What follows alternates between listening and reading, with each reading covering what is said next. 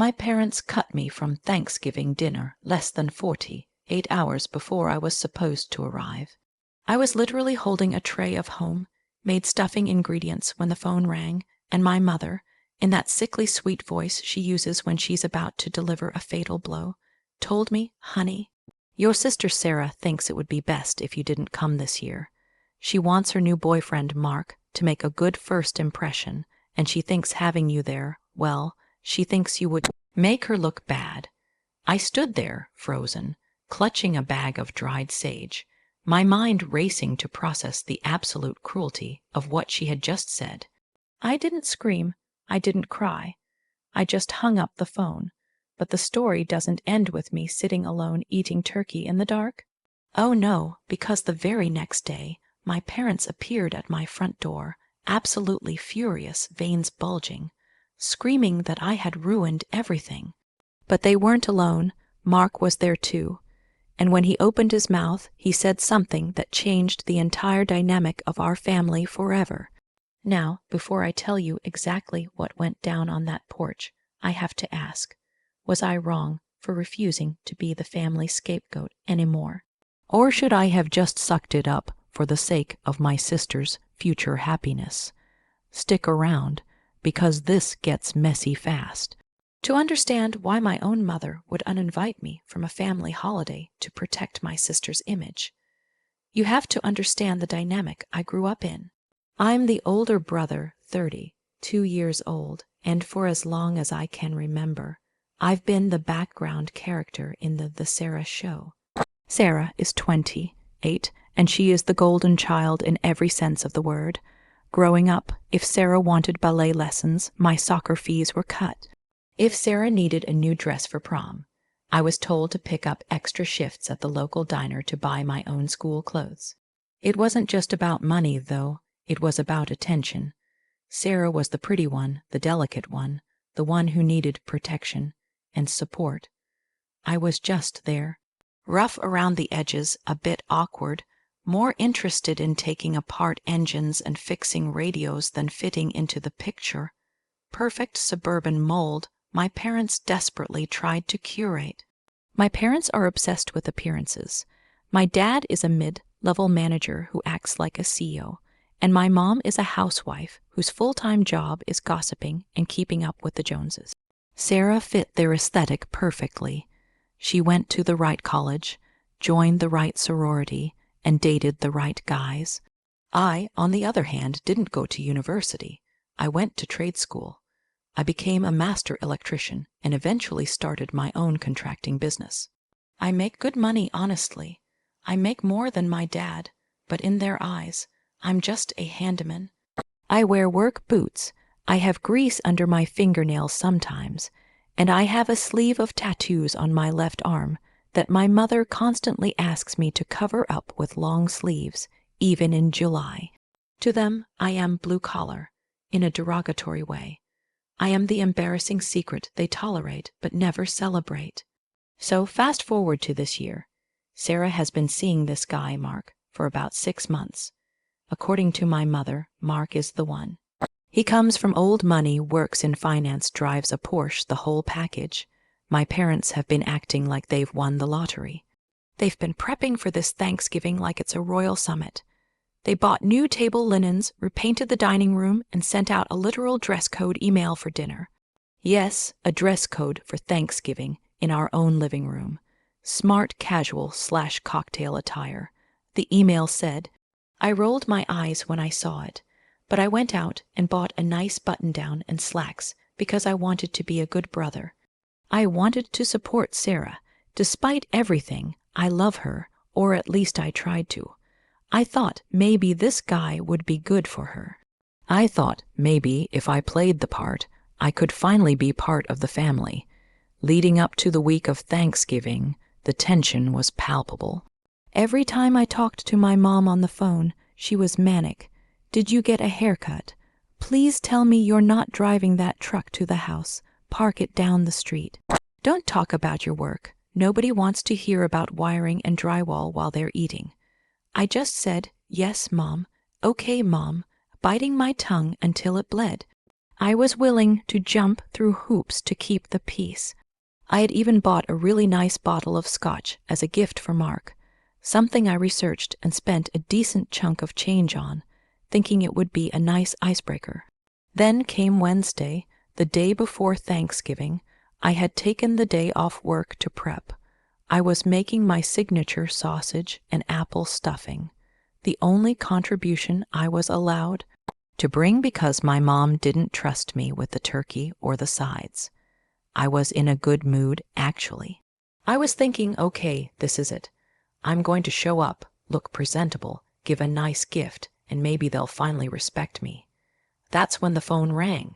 It was around 2:00 p.m. I saw Mom on the caller ID and picked up, assuming she was calling to remind me to iron my shirt or something. "Hey, Mom, what's up?" I asked, cradling the phone between my shoulder and ear while I chopped celery. There was a pause, a heavy, suffocating silence. Then she spoke. "Op, honey, we need to talk about tomorrow." Her voice was tight, higher, pitched than usual. "Okay," I said, putting the knife down. "What's wrong? Did the oven break?" "No, nothing like that." She sighed, a dramatic exhale that signaled she was the victim in whatever she was about to say. "It's about the guest list. Your sister and I have been talking. Mark is coming, and his parents might FaceTime in and look. This is a really big deal for Sarah. This is her future." "I know that, Mom," I said, confused. "That's why I bought the scotch. That's why I got the haircut. I'm ready. That's just it," she said, and her tone shifted from anxious to cold. "Sarah feels that you just don't fit the vibe we're trying to present. Mark is very sophisticated. His family is very elite. And let's be honest, Op, you're a little rough. Your tattoos, your truck, the way you talk, it's just not what Sarah wants Mark to associate with her family right now. She thinks having you there would make her look bad, like she comes from, well, less than she says she does." I felt like I had been punched in the gut. "Wait," I stammered. Are you uninviting me from Thanksgiving? It's just for this year," she said quickly, as if that made it better. "Just until Mark proposes or they get settled. We just want everything to be perfect. You understand, don't you? You've always been the independent one. You don't really care about this fancy stuff. Anyway, we figured you'd be happier ordering a pizza and watching football at your place without us nagging you. I bought a $300 bottle of scotch." I whispered, more to myself than her. "Oh, honey, save it for yourself," she said brightly. "So we're agreed. It's for the best. We'll do a separate Christmas dinner, just us, okay? Bye." And she hung up, just like that. She didn't even wait for me to agree. She just dropped the bomb and fled the scene. I stood in my kitchen for a long time. The silence was deafening. I looked at the pile of chopped celery. I looked at the bag of bread cubes. I felt a mix of emotions that's hard to describe: shame, anger, humiliation, and a deep, profound sadness. My own sister was ashamed of me. My parents were complicit. They were literally hiding me like a dirty secret because I worked with my hands. Because I didn't fit the country club fantasy they were selling to this guy Mark. For the first hour, I just paced around my apartment. I wanted to call them back and scream. I wanted to drive over there and demand an explanation. But then, a cold clarity washed over me. This wasn't new. This was the culmination of 30 years of being second best. If I fought for a seat at a table where I wasn't wanted, what kind of self-respect would I have left? No, I wasn't going to beg. I wasn't going to argue. I was going to give them exactly what they wanted: my absence. I took the celery and swept it into the trash. I put the scotch back in its box and placed it on my top shelf. Then I turned off my phone. I didn't want to see their texts. I didn't want to see Sarah's inevitable "sorry, lol, love you" message. I poured myself a drink, not the expensive stuff, just a beer, and sat on my couch.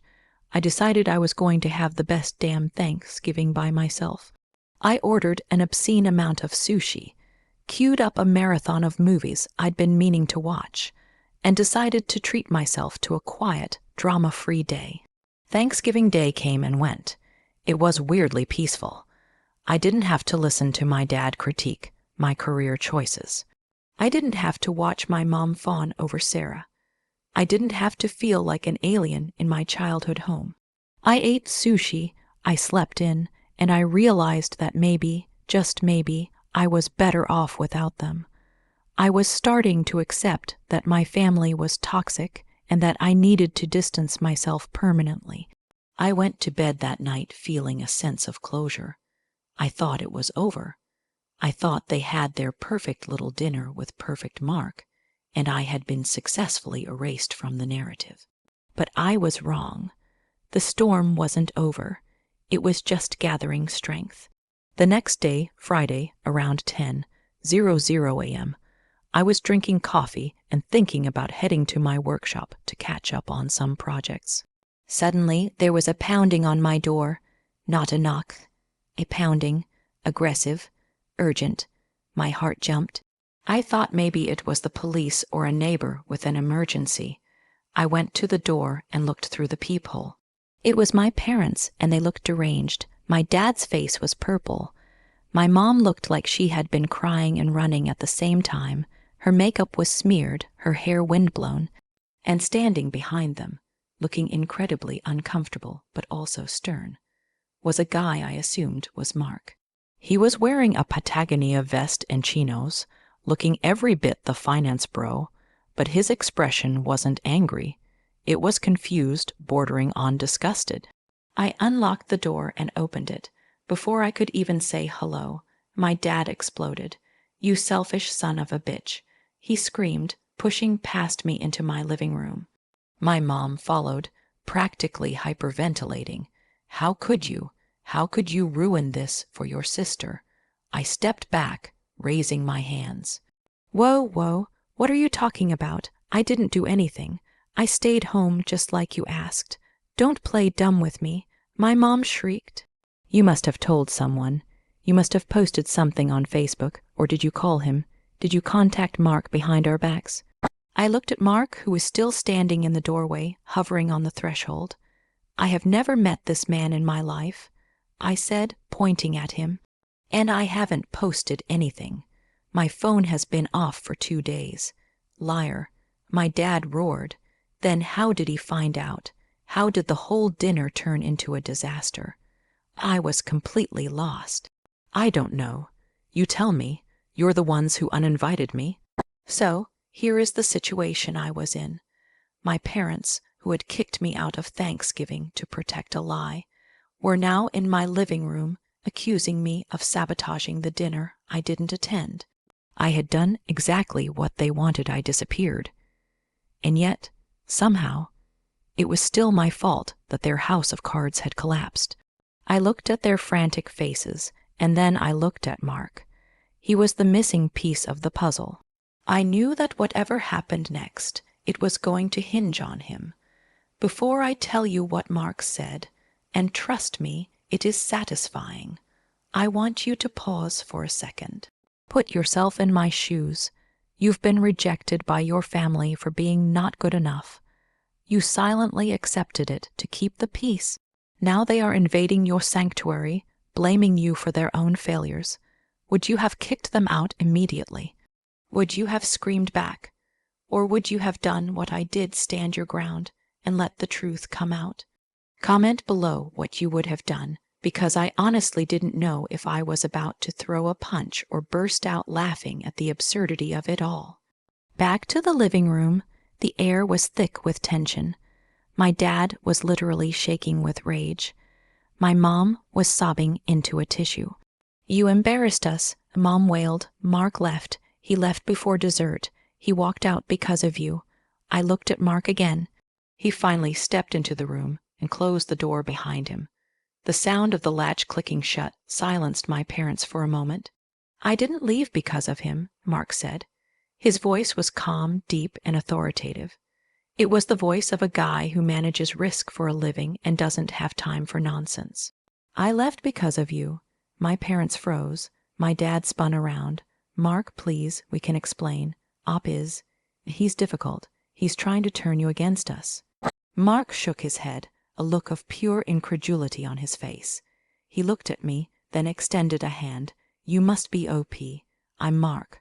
I've heard absolutely nothing about you until yesterday. I shook his hand. He had a firm grip. Nice to meet you, Mark. Sorry about the whatever this is. Let me clear this up, Mark said, turning to my parents but keeping me in his peripheral vision. I didn't know Sarah had a brother. She never mentioned you, not once in 6 months. I thought she was an only child. I felt a sting, but I wasn't surprised. Yesterday, Mark continued, I was sitting at your table. The food was great.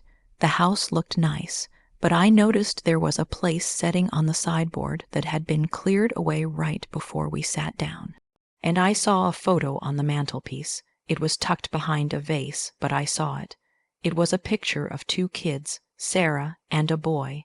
He looked at me. I asked Sarah, who's the boy, and she got weird. She said, oh, that's just a distant cousin. He doesn't come around anymore.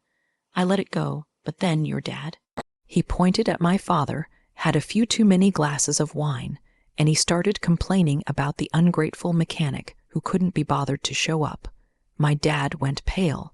He opened his mouth to protest, but Mark cut him off. I asked who the mechanic was. Sarah tried to shush him, but your mom chimed in and said, oh, it's such a shame OP couldn't make it. He's always so busy with his little projects. The vibe was off. I'm not stupid. I could tell you were lying, so I pressed. I asked, is OP Sarah's brother? Mark took a breath. And that's when the truth came out, bit by bit. Sarah admitted she had a brother, but then she started saying things like, we didn't invite him because he's an embarrassment. He's dirty. He's not like us. He would have ruined the night. She told me you were uninvited specifically because she wanted to impress me. Mark looked me up and down. He took in my clean apartment, my bookshelves, the framed photos of my restoration projects on the walls. He looked at my tattoos, which were visible because I was wearing a T-shirt. I looked at Sarah. Mark said, his voice dropping lower, and I asked her, you cut your own brother out of a family holiday because you thought I would judge you for him having tattoos and a blue-collar job, and she said, yes, I did it for us, Mark. He laughed, a dry, humorless sound. My father was a plumber, Mark said. My mother gasped. Her hand flew to her mouth. My grandfather was a coal miner. Mark continued, staring daggers at my parents. I work in finance now, yeah. I have money, but I come from people who work with their hands. I have cousins who are welders, uncles who drive trucks. The fact that you thought I would look down on your son because he's a tradesman, that tells me everything I need to know about you. It tells me you're snobs. It tells me you're shallow. And the fact that you would treat your own family like garbage just to impress a guy you barely know. That's actually disgusting. Silence. Absolute heavy silence. My parents looked like they wanted to melt into the floor. I stood there, stunned. This stranger, this guy I had been told was a judgmental elitist, was defending me with more passion than anyone in my family ever had. I stood up, Mark said, narrating the end of the dinner from hell. I told Sarah that I don't date people who treat their family like accessories. I told her that character matters more to me than appearances, and I walked out. I left the turkey on the plate. He turned to me. I stayed at a hotel last night, but I couldn't leave town without coming here. I made them bring me. He gestured to my parents. They didn't want to come. They wanted to call you and scream at you. But I told them that if they didn't bring me to your door, so I could apologize for being the unwitting reason you were excluded, I would make sure everyone in town knew exactly what kind of people they are. He looked at my parents. I wanted to see if you were actually as bad as they made you out to be, to see if there was any justification for their behavior. Maybe you were a criminal or abusive or dangerous. He gestured around my normal, tidy apartment. Clearly you're not. You're just a guy. My mom finally found her voice. But Mark, we wanted the best for Sarah. Op is. He's just different. He doesn't fit in our world. Then your world is small and sad, Mark said.